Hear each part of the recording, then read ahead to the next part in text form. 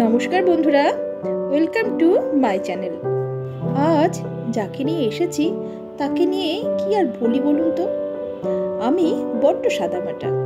কেউ আমাকে ওয়েস্টার্ন পোশাকের চেয়ে স্মার্ট আখ্যায়িত করার ইচ্ছে পোষণ করলে আমি সেই 90 দশকের বেশভূষা স্বাচ্ছন্দ্য বোধ করে বুঝিয়ে দিই যেমন, তেমনই আমার ইলিশ মহারানীকে নিয়ে কত রকমের তাকে ওয়েস্টার্ন পোশাকে পরানো হচ্ছে।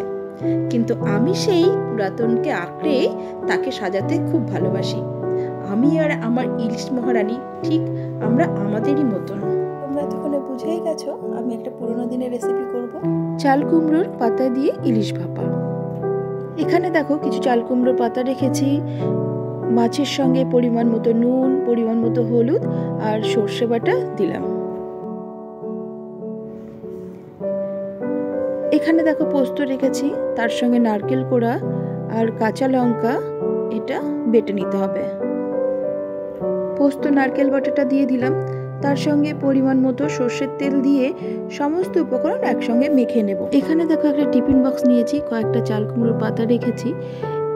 এবার সমস্ত উপকরণ মাখানো মাছটা দিয়ে দিলাম, চেরা কাঁচা লঙ্কা দিলাম কয়েকটা, কাঁচা সর্ষের তেল দিলাম, আর মশলা মাখানো যে চাল কুমড়োর পাতাগুলো সেগুলো ওপর থেকে সাজিয়ে দিয়ে টিফিন বক্স আটকে দাও। আগে থেকে গ্যাসে জল বসিয়ে দাও, জল ফুটতে শুরু করলে টিফিন বক্স দিয়ে দাও।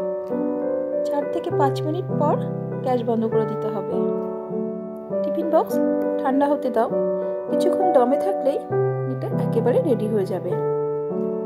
তাহলে দেখলে চাল কুমড়ো পাতা দিয়ে ইলিশ ভাপা কত সহজেই একটা সুস্বাদু রেসিপি হয়ে যায়। তোমরা এটা বাড়িতে বানিও, তোমাদের কেমন লাগলো আমাকে জানিও। কেমন? সবাই খুব